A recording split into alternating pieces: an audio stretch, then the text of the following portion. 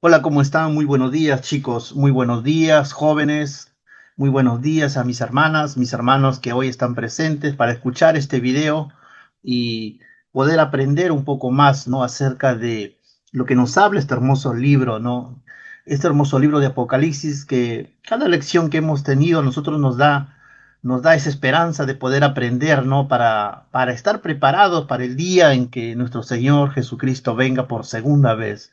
Y cada estudio tiene un contenido muy importante, ¿no? Muy importante. Ya hemos estudiado los 4 capítulos anteriores. Ahora nos vamos a meter en el libro de Apocalipsis, capítulo 5, versículos del 1 al 7. Y el título de este estudio es El rollo y el cordero. Ahora antes queremos introducirnos un poco, ¿no? En el capítulo anterior, el cual vimos una adoración en el cielo. Y en esa adoración dice que hay 24 ancianos y 4 seres vivientes. Todos ellos se postraban, dice, delante del trono. Apocalipsis 4, 10, 11. Y ahí dice que adoraban a aquel que estaba en el trono. ¿Y qué cosa le decían? Dice que le decían, digno eres de recibir la gloria y la honra y el poder, porque tú creaste todas las cosas y tu voluntad existe y fueron creadas.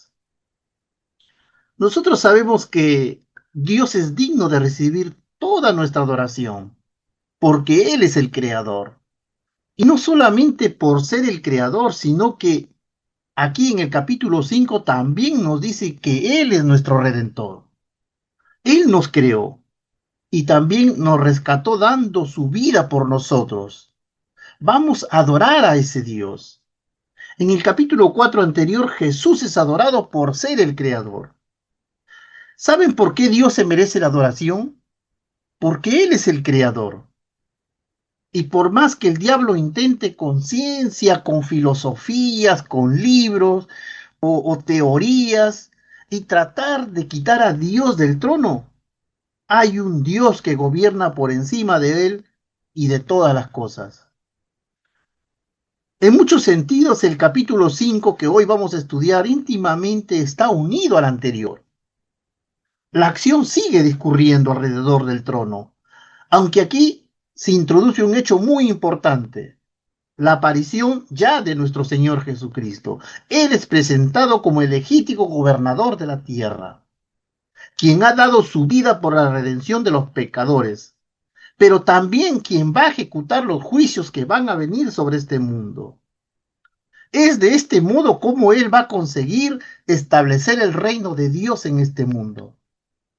Ahora bien, en este capítulo 5 encontramos ahora un libro o rollo, se podría decir, ¿no? Con 7 sellos.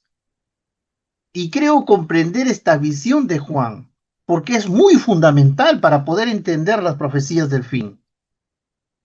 Porque hay cosas aquí demasiados, y no quiero ir un poco muy rápido en esta mañana para poder profundizar en todo lo que se dice, porque aquí se trata de una visión sumamente preciosa. ¿Sabe que cuando el apóstol Juan es llevado en el capítulo 4 al cielo, en esa experiencia, podríamos decir, o visión que él tuvo, ¿no? Y lo primero que él ve cuando llega al cielo es un rollo que estaba en la mano de ese que estaba sentado, dice, en el trono.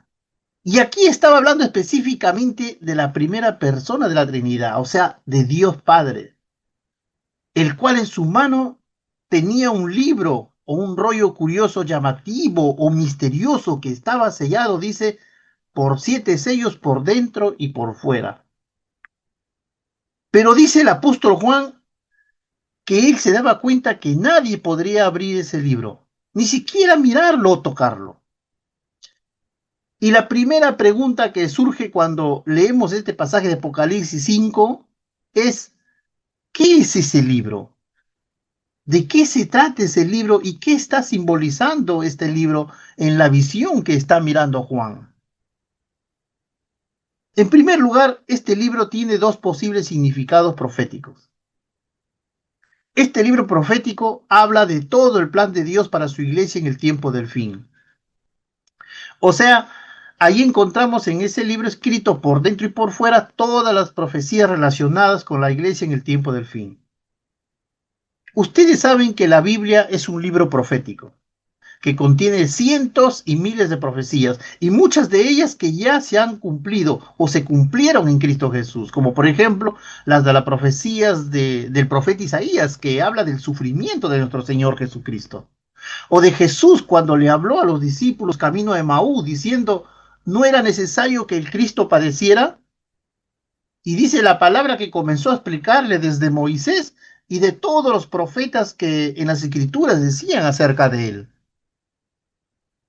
Pero también la Biblia es un libro que contiene profecías relacionadas con el tiempo del fin. Y de eso se trata este libro de 7 sellos, el cual contiene las profecías para el tiempo del fin, y lo vamos a estudiar ya, esos 7 sellos, lo vamos a estudiar ya la próxima semana. Ahora vamos a meternos en Apocalipsis capítulo 5, versículo 1. Dice la palabra de Dios. Apocalipsis capítulo 5, versículo 1. Y vi en la mano derecha del que estaba sentado en el trono un libro escrito por dentro y por fuera, sellado con 7 sellos. La primera cosa que llama la atención de Juan en este momento es que el que estaba sentado en el trono tenía en su mano un libro escrito, dice, por dentro y por fuera. En cuanto a este libro, debemos recordar que en aquel tiempo los libros no eran como los nuestros de hoy, sino que se usaban rollos confeccionados con hojas de papiro unidas entre sí. En estos libros antiguos normalmente solo se escribían por un lado del papiro, pero en este caso dice que estaba escrito por los dos lados, lo que nos da a entender que estaba completamente lleno. Y esto nos recuerda a una escena o a otra profecía que encontramos allí del profeta Ezequiel, en el libro de Ezequiel capítulo 2 versículos 9 y 10, donde dice que el profeta dice que vio algo tremendo, por lo cual este libro o rollo que Juan observaba en la mano de Dios Padre, en primer lugar, contiene todas las profecías relacionadas con la iglesia para el tiempo del fin.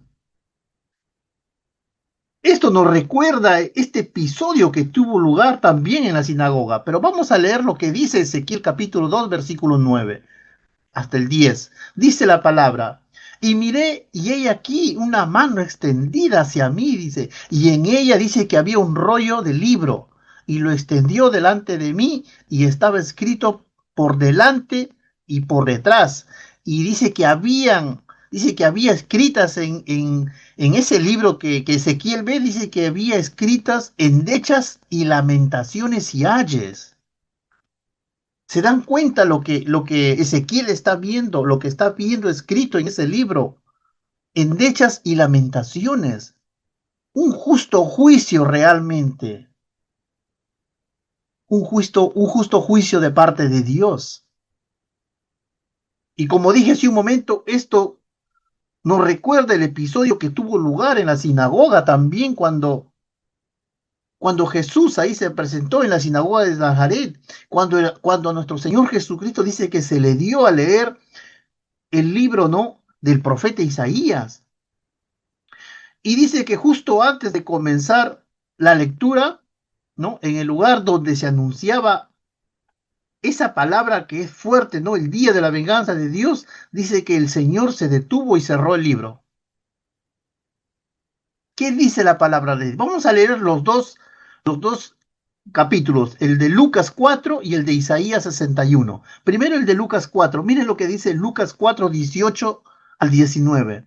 Dice la palabra, el Espíritu del Señor está sobre mí, por cuanto me ha ungido para dar buenas nuevas a los pobres. Me ha enviado a sanar a los quebrantados de corazón, a pregonar libertad a los cautivos y vista a los ciegos, y a poner en libertad a los oprimidos y a predicar el año agradable del Señor. Esto es lo que habla en el libro de Lucas, y dice después de eso, de agradable del Señor, dice que, y enrollando el libro, lo dio al ministro y se sentó. Pero esto era una profecía que Jesús tenía que haber leído también como el libro de Isaías, pero no lo hizo por algún motivo. Dice que enrolló el libro y se lo dio al ministro. Pero si hubiese leído como realmente dice en el libro de Isaías 61:02, ¿no? Dice que después de que él dijo, y vengo a predicar el año agradable del Señor, dice la palabra en el libro de Isaías, dice, y el día de la venganza de Dios nuestro, dice. ¿No? Y podríamos decir que desde entonces la paciencia de Dios lo ha mantenido cerrado hasta el momento en que nos encontramos, ¿no? Hoy en día en este libro de Apocalipsis, cuando el Señor Jesucristo abrirá ese rollo, ¿no? Y ese día de la venganza de nuestro Dios se ejecutará sobre este mundo rebelde. Sin embargo, este libro de 7 sellos también simboliza algo muy importante. Y es el título de la propiedad de la tierra prácticamente. ¿Por qué? ¿Por qué digo que este libro también representa el título de propiedad de la tierra? La razón por la cual este rollo de 7 sellos representa el título de autoridad de propiedad sobre la tierra, y lo vemos establecido y explicado en la palabra de Dios. Y quiero que presten atención aquí, porque ahora encontramos en lo profundo de la palabra de Dios. Cuando Dios creó al hombre, Él antes había creado los cielos, había creado la tierra, había creado los animales, los peces, ¿no? Había creado el mar y la expansión de los cielos, ¿no? Y había separado lo seco del mar uno lo llamó tierra y al otro expansión o cielo. O sea, había creado Dios un orden perfecto en la tierra, ¿no? Ordenadamente como Él quiso, porque dice que todo lo que creó fue bueno. Dios crea, Dios crea todo entonces, y después de todo eso, Dios hace al hombre del polvo de la tierra y lo sopla y sopla en él aliento de vida y el hombre fue un ser viviente. Y después hace a la mujer como ayuda idónea para que sea la compañera prácticamente de Adán. Pero algo poderoso que la palabra revela allí es en Génesis capítulo 1, versículo 26. Génesis 1, versículo 26. Y es que Dios no puso al hombre en la tierra solamente para existir. No lo puso solamente para que diga, bueno, quiero que vivas como los animales y listo, ya está. No lo puso solamente para existir, sino que Dios, ¿no? Dios le dio al hombre autoridad sobre toda la tierra. Lo hizo príncipe de toda la tierra, que él iba a mandar sobre toda la tierra. En el libro del Génesis capítulo 1, versículo 26, Dios nos dice a través de su palabra. Entonces dijo Dios, hagamos al hombre a nuestra imagen, conforme a nuestra semejanza. ¿Y qué dijo después? Y señoré en los peces del mar, en las aves de los cielos, en las bestias y en toda la tierra, y en todo animal que se arrastra sobre la tierra. Dios le había dado al hombre la autoridad y la potestad para gobernar la tierra, y por esto es que el hombre gobernaba la tierra, porque tenía la unción de Dios, tenía el respaldo de Dios sobre todas las bestias de la tierra, del que hoy en día en nuestra realidad son muy feroces y salvajes, y ni siquiera los podemos tocar. En ese entonces Adán podía tocar a los animales salvajes. Ahí en el Edén las bestias dice que se sujetaban al hombre, porque Dios así lo había dado autoridad al hombre para señorear sobre todo animal que exista en la tierra. Sin embargo, cuando el hombre pecó, ¿no? Cuando el hombre dejó entrar el pecado al mundo, el hombre pecó, dice que perdió su autoridad. Y por esto el pecado le quitó al hombre la autoridad de gobernar la tierra. Le quitó al hombre el poder que tenía sobre la tierra. Y el pecado que él introdujo trajo entonces rebelión en estas bestias, se rebelaron. Y es por eso que ahora el hombre ya no puede tocar a un animal salvaje, ahora le teme. porque puede ser devorado, porque las bestias de la tierra que Dios creó se rebelaron contra el hombre. Ahora acá hay una gran pregunta, ¿no? Surge una gran pregunta. ¿Y si Adán entonces perdió autoridad sobre la tierra, quién entonces tomó esa autoridad? ¿No? Esa sería la gran pregunta. La Biblia lo responde cuando habla acerca del enemigo que hoy en día tenemos, o sea, de Satanás. Y realmente cuesta mucho creer, pero ahora él está como príncipe de este mundo. Note que cuando Jesús fue al desierto, ¿no? Cuando Jesús fue al desierto por 40 días antes de comenzar su ministerio, ¿no? Después del bautismo, él fue al desierto porque dice que el Espíritu de Dios lo llevó ahí en Lucas 4, ¿no? Para así después comenzar. Dice la palabra que vino Satanás y tentó al Señor. Dice que Satanás lo tentó. Pero en una de las 3 veces que lo hizo, Satanás le ofrece algo a Jesús, a nuestro Señor Jesucristo. Lucas 4:6 lo dice, en Lucas 4:6 le dice, y le dijo el diablo a nuestro Señor, dice que le dijo, a ti te daré toda potestad y la gloria de ellos. Y miren lo que dice ahí, ¿eh? Miren lo que dice ahí, porque a mí me ha sido entregada y a quien yo quiero la doy. Si postrado me adorares, todos serán tuyos, todo será tuyo. ¿Se dan cuenta a quién se le dio autoridad de la tierra cuando Adán dejó entrar el pecado al mundo? A Satanás. Pero mira, si nosotros vamos en la Biblia, si retrocedemos un versículo atrás en el versículo 5, mira lo que dice ahí en el versículo 5. Dice, Satanás le sigue tentando y le dice, y le llevó el diablo, dice, a un monte alto. Y dice, y le mostró, dice, en un momento todos los reinos de la tierra. Todos los reinos de la tierra, dice, le mostró. Satanás le mostró a Jesús todos los reinos de la tierra. Le mostró el poder, la autoridad, le mostró la vanidad de la vida, la riqueza de este mundo, le mostró los gobiernos y le dijo, a ti te lo daré, dice, a ti te daré toda esta potestad y la gloria de ellos. Esta frase, esta frase realmente, porque él dice, porque a mí me ha sido entregada, ahora yo te la quiero dar a ti. Esta frase a mí me ha sido entregado, es una frase clave para este estudio, para poder comprender lo que pasó en el jardín del Edén cuando el hombre pecó contra Dios, cuando el hombre pecó contra Dios y a través de su pecado le dio derecho legal a Satanás para que sea él príncipe de este mundo, para que él pudiese tomar autoridad sobre este mundo y regir el sistema político y pagano de este mundo. Es por eso que el mundo político sin Cristo hoy en día es terrible. Hay mucha destrucción, mucha maldad, hay pecado, la maldad se ha extendido en el mundo gracias a este maligno que es Satanás. ¿Por qué hay tanta maldad? A veces nos preguntamos, ¿por qué razón?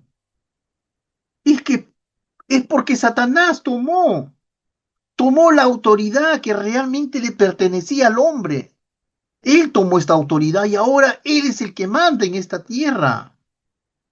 Por culpa del hombre que pecó, que desobedeció a Dios y dejó entrar el pecado al mundo, ahora Satanás tiene la autoridad, a él le ha sido entregado. Por eso él dice, a mí me ha sido entregado. Cuando alguien peca hoy en este mundo, este ser humano que hoy peca le está abriendo la puerta a Satanás, a este enemigo que quiere destruirnos, para que éste entre en su vida. Y esto realmente, hermanos, es un mal negocio. Es un mal negocio hacer tratos con el mundo y con Satanás y con el pecado. Es un mal hacer tratos con Satanás, porque él vino a hurtar, a matar, él vino a destruir al ser humano. Y cuando Adán pecó, le dio acceso a Satanás sobre aquello que él tenía que haber gobernado hasta el día de hoy. Él tenía, ¿qué tenía? Él tenía la autoridad sobre la tierra y sobre todo lo que se movía sobre la tierra. Pero ¿qué pasó después? ¿Qué pasó después? Jesús es un ser divino, a él no le puedes comprar. En el libro de Juan, capítulo 12, versículo 31, dice, ahora es el juicio de este mundo, porque ahora el príncipe de este mundo será echado fuera. Jesús le dijo, escrito está, vete Satanás, lo reprendió y lo echó, y no aceptó lo que Satanás le iba a dar. Así que este juicio se tiene que abrir en estos 7 sellos. La tierra será sentenciada, los juicios serán leídos para todo impío, para todo pecador de esta tierra. Por eso Apocalipsis dice, y vi la mano derecha del que estaba sentado en el trono un libro escrito por dentro y por fuera, sellado con siete sellos, el cual contiene los juicios de Dios para la iglesia en este mundo. Y nosotros sabemos que sellos es una palabra que hoy en día nosotros entendemos, ¿no? Prácticamente como una marca, ¿no? Y que se usaban en documentos, ¿no? Que se usaban en documentos, documentos oficiales, ¿no? Ya terminados prácticamente. Y en los tiempos de Juan, los sellos tenían las mismas características que hoy, ¿no? Que hoy se usan, pero eran distintos prácticamente. Un sello en ese tiempo de Juan, ¿no? Un sello en el tiempo de Juan se ve que tenía en la mano, dice la palabra, un rollo con 7 sellos. Y no significaba que alguien tenía un documento sellado 7 veces, sino que un sello era la autoridad de un documento. Cuando tenía que enviarse un documento oficial, cuando tenía que enviarse un documento muy importante, era sellado sí o sí. Y un sello era suficiente para saber que era importante y oficial. Ahora, para poder leer el documento, tenía que romperse estos sellos, porque el libro de 7 sellos, ¿no? El cual estamos estudiando con sellos sellados, era algo típico de aquel tiempo también, cuando estaban escribiendo el libro de Apocalipsis allí el apóstol Juan. Y es que en la cultura romana se acostumbraba de que cuando se iba a legalizar un documento oficial, tenía que enrollarse este documento o pergamino. Y, y lo sellaban oficialmente, dice, con un anillo oficial de la realeza, ¿no? O del emperador. Y dice que la sellaban con cera este rollo para que no fuera abierto o modificado hasta que llegara el cumplimiento, ¿no? Del lugar, ¿no? O la persona encargada de abrir oficialmente este documento sellado. Y de esta manera es que legalizaban sus documentos en aquel tiempo. Es decir, el sello era símbolo de seguridad prácticamente. Ahora, no siempre un sello es símbolo de seguridad. Más adelante Dios también tiene un sello y Satanás dice que tiene una marca. Eso lo vamos a estudiar más adelante, cuando estudiemos el sello de Dios. Entonces, en la época de los romanos se usaba estos pergaminos como documento oficial que iban sellados con cera y grabados con el anillo del emperador o de la realeza. También se habla de sellos, ¿no? Cuando sellaban las monedas prácticamente en los tiempos romanos, ¿no? Que llevaban el rostro del César. Eran sellos que se usaban en ese entonces. Entonces dice la palabra de Dios que este ángel tenía en su mano 7 sellos. Quiere decir que este libro estaba muy seguro, porque si alguien rompía solo uno, tenían prácticamente que romperse los 6. No podías romper uno nada más. Si rompías uno, tenía que romperse los 6. El sello aquí es símbolo de candado, un rollo seguro, un rollo que nadie podría abrir de manera fácil. Ese es el concepto de sello. Quiere decir que la información de este libro era tan importante que cualquiera no lo podía leer, tampoco abrir. En cuanto al contenido del libro, no se nos dice realmente, aunque poco a poco iremos viendo, ¿no? Que en la medida en que se va abriendo los sellos, son revelados los juicios de Dios sobre esta tierra. En todo caso, no debemos perder de vista que la acción comienza con la apertura del primer sello, allí cuando estudiemos ahí Apocalipsis capítulo 6, versículo 1.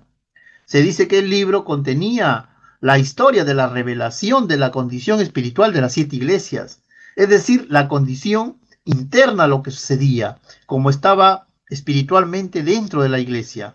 Los 7 sellos van a tomar el mismo periodo de las 7 iglesias, pero van a revelar la situación social. Es decir, mientras algo estaba ocurriendo dentro de la iglesia, algo va a estar ocurriendo al entorno de la iglesia, o sea, fuera de la iglesia. Ahora, sí tiene sentido cuando Juan dice, yo lloré mucho, porque ahora Juan sabe que va a pasar algo con las 7 iglesias. Entonces, ¿qué cosa va a suceder fuera del entorno de la iglesia? Más dicho, si alguien abría este libro con los 7 sellos, ¿qué cosa pasaría? Se descubriría toda la historia y así uno sabría la historia por adelantado. Por lo tanto, el contenido del libro sellado de 7 sellos debemos pensar que se trata del programa divino para establecer el reino de Dios en este mundo. Y el hecho de que esté sellado no tiene tanto que ver con que no se pueda leer, sino con el hecho de que no se había hallado a nadie capaz de ejecutarlo.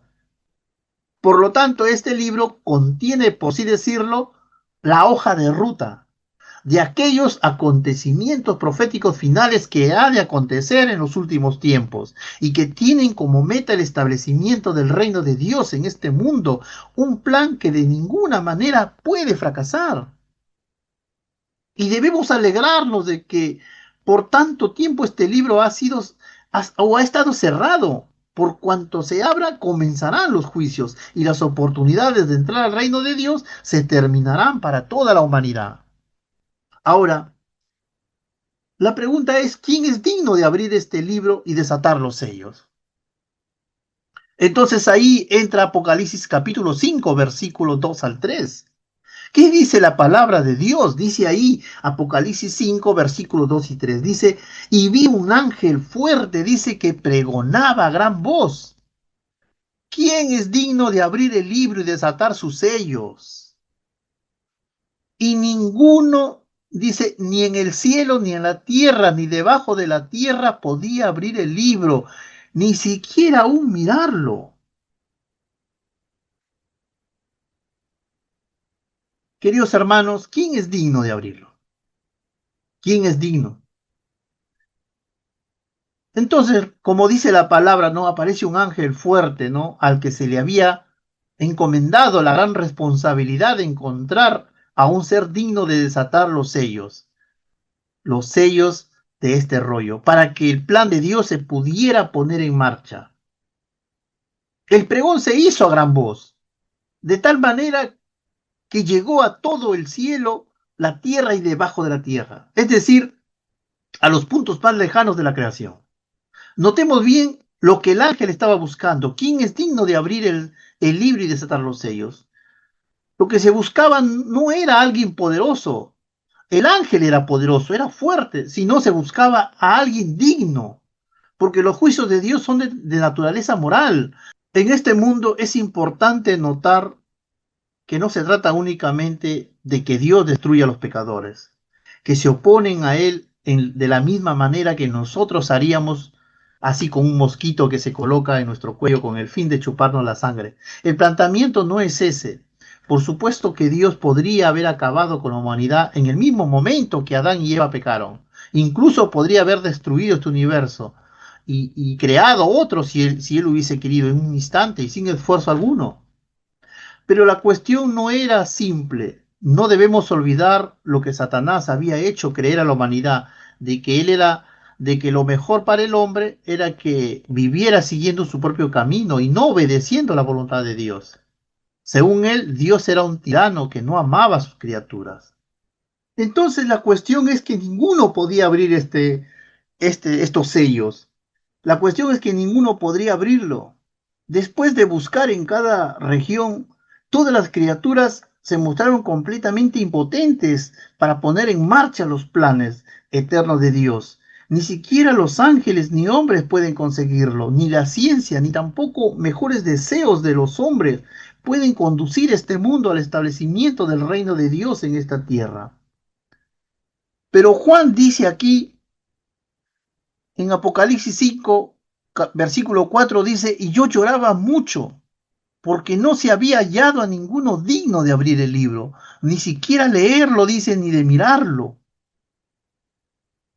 Ante esta situación, Juan lloraba mucho. Sin duda, lo que a él le preocupaba no era quedarse sin saber lo que había escrito en el libro acerca de los acontecimientos futuros, sino el hecho de que los planes de Dios permanecieran sin cumplirse. Y eso implicaba que esta tierra seguiría bajo la maldición del pecado, sufriendo sus desgracias, sus consecuencias por los siglos de los siglos. Y eso significaba igualmente que este mundo seguiría en las manos de Satanás y la soberanía de Dios. Y eso continuaría siendo una puesta en duda realmente para los humanos. Igualmente toda la maldad quedaría sin ser juzgada y los justos juicios nunca serían vindicados. Por lo tanto, Juan lloraba, dice, lloraba porque él quería ver el mundo libre de maldad y de pecado y de muerte. Quería ver a Satanás vencido y el reino de Dios establecido en la tierra. Quizás los creyentes nos hemos acostumbrado a ver este mundo bajo la maldición del pecado y lloramos poco como si en realidad no tuviéramos deseos de que Dios intervenga en este mundo para establecer su reino y cambiarlo todo. Nosotros sí sabemos lo que un poco más adelante tuvo ocasión de ver Juan, que el Cordero fue inmolado y él es digno de abrir el libro y desatar sus sellos. Pero parece que no tenemos mucha prisa para que lo haga, ¿no? Como si no tuviéramos deseos de que Dios sea vindicado. Tal vez tenemos que preguntarnos, ¿no? Si seguimos orando como nos enseñó el Señor.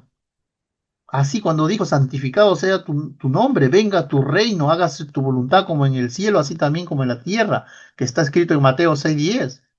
O si por el contrario somos aquellos que han perdido la fe y ya han dejado de orar a Dios, clamando constantemente para que se haga justicia en este mundo. Entonces, ¿quién es digno de abrir los sellos? Apocalipsis 5:5 nos dice que uno de los ancianos me dijo, no llores. He aquí, dice, que el león de la tribu de Judá, de la raíz de David, ha vencido para abrir el libro y desatar sus 7 sellos. En este momento uno de los ancianos presenta al único que es digno de abrir el libro y de ejecutar los propósitos de Dios para este mundo. Se trata del león de la tribu de Judá, de la raíz de David. ¿A quién se refiere esto? Como vamos a ver, usa diferentes descripciones sacadas de las profecías del Antiguo Testamento para finalmente presentarnos al Señor Jesucristo. Por ejemplo, cuando dice el león de la tribu de Judá, ¿no? Es un título prácticamente que proviene de la bendición de Jacob que le dio a la tribu de Judá, allí en Génesis capítulo 49, versículo del 8 al 10, y que anticipaba que sería de ella de donde procederían los reyes de Israel, y de donde finalmente vendría el Mesías de Dios. Y como nosotros sabemos, nuestro Señor Jesucristo vino de la tribu de Judá, ahí como lo dice Mateo 1 del 1 al 3. Además es un título apropiado porque la imagen de león nos sugiere a nosotros dignidad, poder y dominio. Y finalmente victoria. Y el Señor Jesucristo encarna perfectamente en su persona todos estos valores. Y cuando dice de la raíz de David, en el Antiguo Testamento no solo se anunciaba de la tribu de Judá que vendría el Mesías, sino también de qué familia vendría. Y el Mesías sería descendiente del rey David. Recordemos que esto fue anunciado cuando Dios estableció un pacto con el rey David por medio de él, que le garantizaba que su descendencia vendría uno, que se sentaría en el trono y que haría que su reino fuera estable eternamente. Eso lo vemos en 2 de Samuel, capítulo 7, 8 al 16. Y lo mismo había confirmado el profeta Isaías también en Isaías 11:1. Por lo tanto, aquí tenemos dos importantes títulos con los que el Antiguo Testamento describió al Mesías y que se cumplieron perfectamente en el Señor Jesucristo. Y cuando dice, ha vencido para abrir el libro y desatar sus 7 sellos, se refiere a que el Señor Jesucristo realizó victoriosamente la labor que se le había encomendado como Mesías, lo que ahora le capacita para llevar a cabo la realización del programa de Dios en este mundo. Ahora bien, el hecho de que venció sugiere necesariamente que hubo una lucha en la que él fue el vencedor. ¿Cómo venció? ¿A qué lucha se está refiriendo? Aunque resulta paradójico, Cristo venció muriendo en la cruz. Sin duda, esto desafía nuestra forma de hacer las cosas. A diferencia de nosotros, Él no eligió el camino del poder y la gloria, sino el de la humillación y el sacrificio. De este modo, así Él venció. Porque le demostró al diablo que había engañado a la humanidad cuando les hizo creer que Dios no los amaba. Porque al precio de su vida consiguió la redención de todos aquellos que ahora creen en Él, teniendo la posibilidad de liberarnos del reino de Satanás. Porque también adquirió el derecho de juzgar a los hombres, porque él mismo fue hombre, aunque sin pecado. Por lo tanto, él es el único con capacidad moral para juzgar los pecados a otros por cuanto es inocente y puro. Entonces, el león de la tribu de Judá, la raíz de David, ¿quién fue? Nuestro Señor Jesucristo. Él es el único, ¿no? Él es el único que ha vencido, que puede abrir el libro. Apocalipsis capítulo 6 dice, y miré y vi que en medio del trono y de los 4 seres vivientes y en medio de los ancianos estaba en pie un cordero como inmolado, que tenía 7 cuernos y 7 ojos, los cuales son los 7 espíritus de Dios enviados por toda la tierra. Cuando Juan miró, quizás esperaba ver a un león con su rugido, ¿no? Que hiciera temblar a todo el mundo y de miedo, ¿no? Y todas las fuerzas hostiles fueran sometidas ante el león. Todos sabemos cómo andan los leones, ¿no? Conscientemente de su superioridad, sin ningún temor, rugiendo mientras los demás animales guardan silencio. Pero lo que Juan ve en su lugar de ese león en el centro de la escena celestial no es a un león, sino es un cordero, dice, como inmolado. El contraste no puede ser mayor. Este es uno de los momentos más importantes del libro de Apocalipsis. Cuando el Cordero aparece por primera vez en el trono, sin duda se trata de una referencia del Señor Jesucristo, quien murió en la cruz como el Cordero de Dios que quita el pecado del mundo, como lo dice Juan 1:29. Esta mención al Cordero se repite 30 veces en el libro de Apocalipsis y es la forma más usual que el autor tiene para referirse al Señor Jesucristo. En este punto es posible que algunos se pregunten, ¿es así como Dios piensa resolver los problemas de este mundo por medio de un cordero inmolado? Pero aquí se destaca la paradoja central del libro de Apocalipsis y de la fe cristiana. Jesús no venció por medio de la fuerza, grábense eso, sino por medio de la muerte. Este cordero nos representa prácticamente al Mesías porque Él vino a la tierra con la misión, vino a cumplir el propósito de la ley de Dios, vino a morir para salvarnos del pecado. Él no vino a pelear con los romanos, Él no vino a usar espada contra los impíos, Él vino a hacer, Él vino a servir prácticamente y después dar su vida por nosotros. Y lo hizo a través de un cordero que representa prácticamente a nuestro Señor Jesucristo como el Cordero de Dios que quita el pecado del mundo. Ahora ya sabemos que el Señor Jesucristo es quien va a desatar los 7 sellos. Por lo tanto, es que nos preguntemos, ¿no? ¿Cómo es Él? En primer lugar, debemos notar que la palabra que Juan utiliza acá dice que es un corderito, lo que nos sugiere la inocencia y la ternura de Cristo. Sirve también para establecer un fuerte contraste con el anticristo, quien más adelante será presentado, dice, como una bestia. Eso lo vamos a estudiar más adelante. Otro detalle importante que debemos observar, ¿no? Es que Él aparece como inmolado, dice, estamos hablando de nuestro Señor Jesucristo. Es decir, tiene todas las marcas de haber sido muerto, lo que nos recuerda su muerte en la cruz a favor de los pecadores, del mismo modo en que el Antiguo Testamento los corderos morían en el orden levítico en situaciones de los culpables. Y por último tiene 7 ojos, los cuales son los 7 espíritus de Dios enviados por toda la tierra. Nosotros sabemos que 7 simboliza, ¿no? Y significa perfección. Y ojos es sabiduría o omnisciencia. Ahora miren acá, cuando se le dice a Juan que el león de la tribu de Judá ha vencido para abrir los sellos, Juan voltea para ver al león y es que lo que ve es un cordero. ¿Y cómo es esto? Le dice que es un león y ahora aparece un cordero.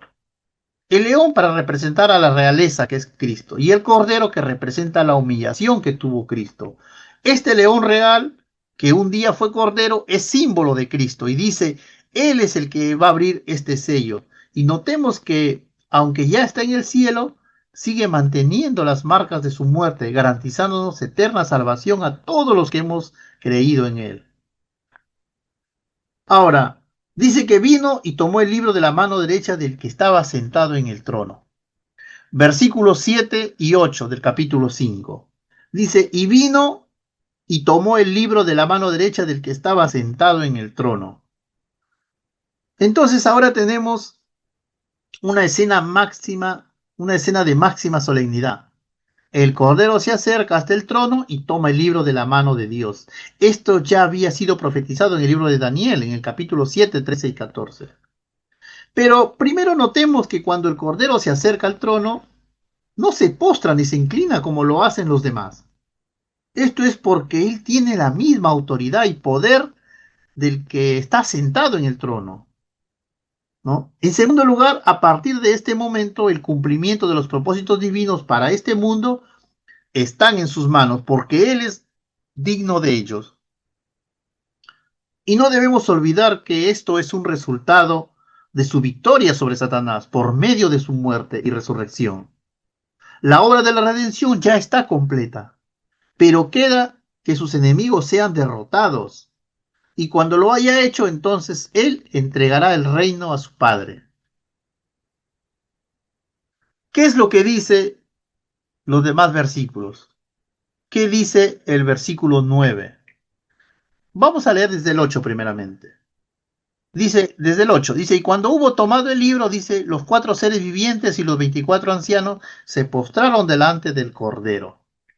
Y el versículo 9 dice, y cantaban un nuevo cántico diciendo, digno eres de tomar el libro y de abrir sus sellos, porque tú fuiste inmolado y con tu sangre nos has redimido para Dios de todo linaje y lengua y pueblo y nación, y nos has hecho para nuestro Dios reyes y sacerdotes, y reinaremos sobre toda la tierra. ¿Quiénes son los que adoraban? ¿No? ¿Quiénes son aquellos que adoraban? Dicen que eran seres vivientes y 24 ancianos.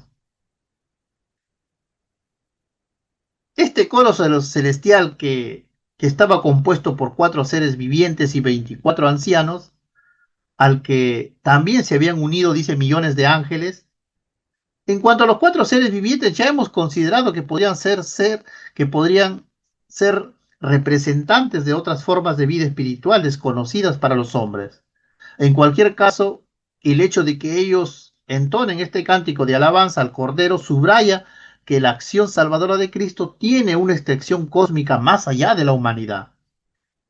Y sobre los 24 ancianos, ya hemos comentado, ¿no? Ya comentamos que son seres humanos redimidos por el Cordero.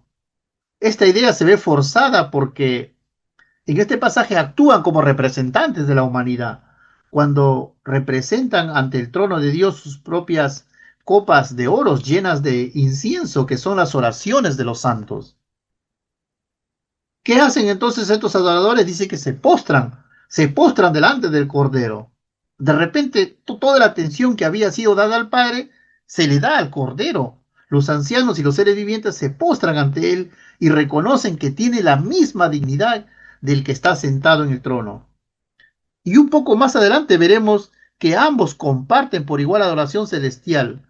Esto es una prueba más de la divinidad del Hijo. No olvidemos que en toda la Biblia la adoración es reservada únicamente para Dios. Y cantaban un nuevo cántico, dice, que cantaban un nuevo cántico prácticamente. Aquí encontramos, ¿no?, que los coros celestiales cantaban un nuevo cántico en este libro de Apocalipsis. Y hay otras ocasiones que en esta misma palabra vuelve a aparecer en otros contextos, como por ejemplo se habla de un nombre nuevo y de la nueva Jerusalén también. Y finalmente Dios afirma que hace nuevas todas las cosas.